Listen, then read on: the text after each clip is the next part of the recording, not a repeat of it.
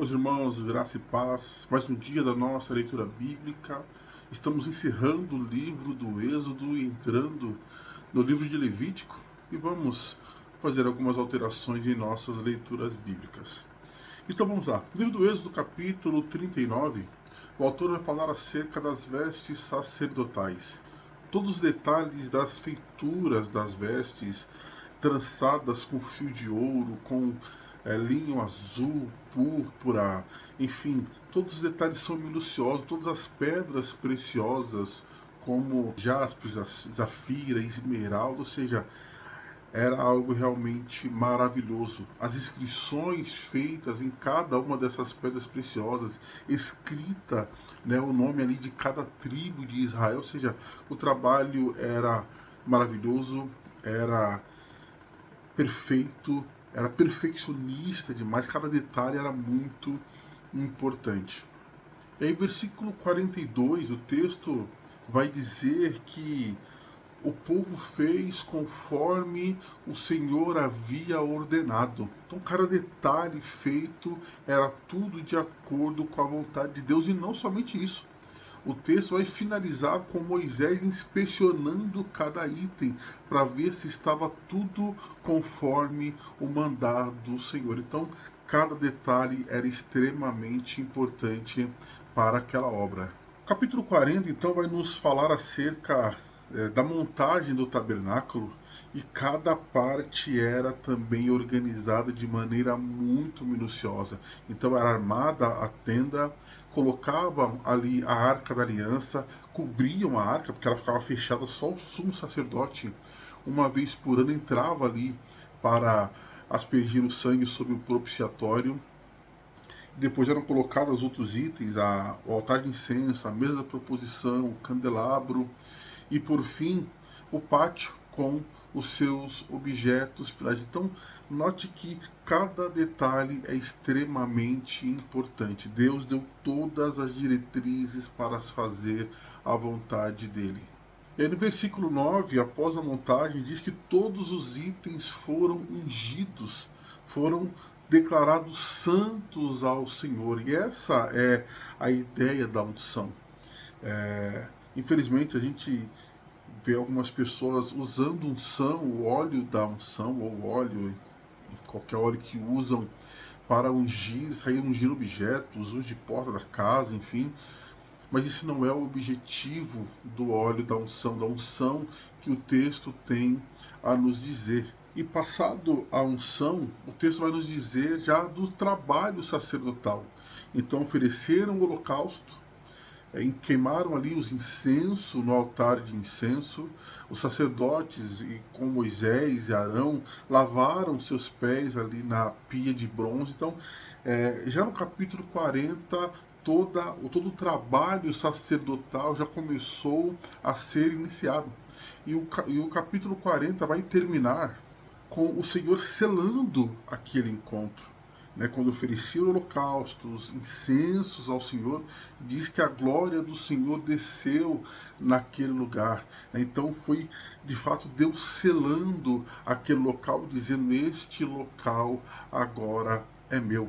E o final do capítulo 40 vai falar sobre a coluna de nuvem e de fogo, a nuvem durante o dia e a coluna de fogo durante a noite, que quando a coluna se levantava para começar a andar, todo o povo de Israel marchava. Quando a coluna parava, o povo levantava acampamento, ou seja, era a presença de Deus com o seu povo, os guiando, conforme até diz Isaías, guiando todos os dias da antiguidade.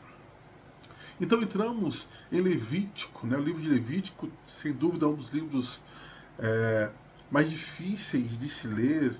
São muitas leis e isso causa um pouco de desconforto, mas eu quero tentar trazer um pouco mais de luz à leitura, para quando você ler o texto, você consiga entender os seus propósitos. Então, no capítulo 1 até o capítulo 7 vai falar sobre as ofertas, e no capítulo 1 trata especificamente acerca do holocausto. E o holocausto tem dois pontos bastante distintos. O primeiro é que a oferta era totalmente queimada. E o texto vai dizer por pelo menos 7 vezes agradável ao Senhor ou ao Senhor. Alguns vão dizer que o termo holocausto quer dizer aquilo que sobe, ou seja, aquilo que Deus de fato vai receber. O primeiro ponto que eu quero destacar acerca do holocausto é que a oferta do animal poderia ser boi, cordeiro, carneiro, até mesmo a ave, porque isso dependia da condição financeira do ofertante.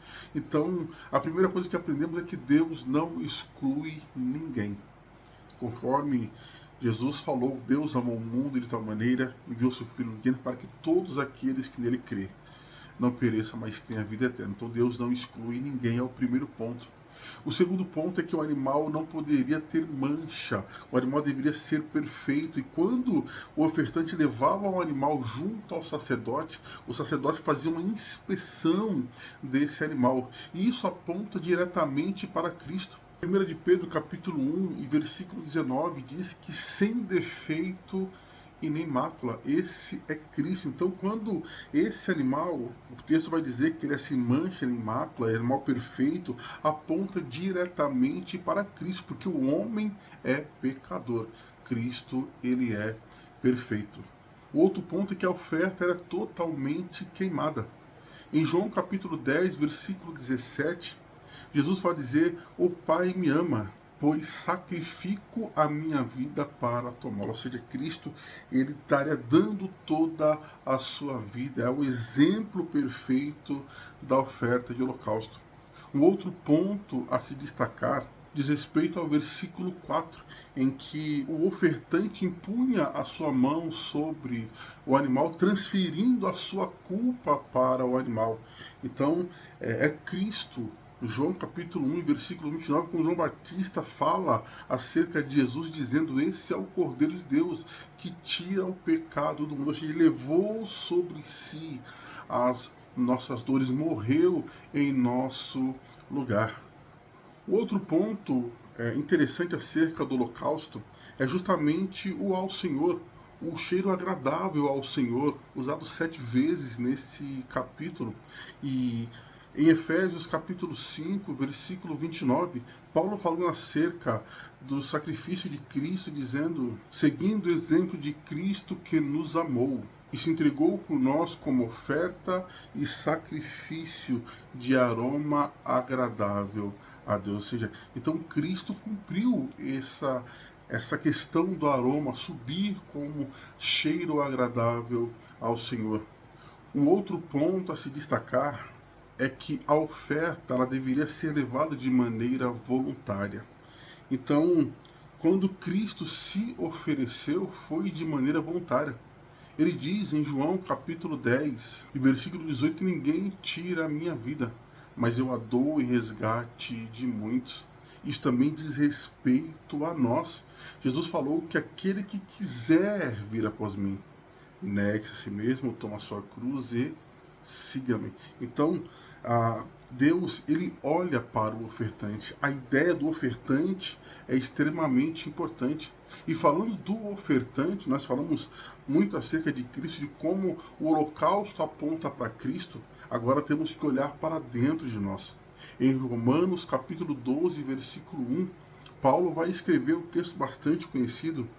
Portanto, meus irmãos, eu suplico a vocês que entreguem o vosso corpo a Deus como oferta, como sacrifício vivo. Então, é o nosso momento agora de chegarmos ao Senhor. Por isso, um dos pontos do holocausto é justamente a identificação do ofertante da oferta. Nós falamos do versículo 4. Né? A oferta, ela tomava o lugar do ofertante.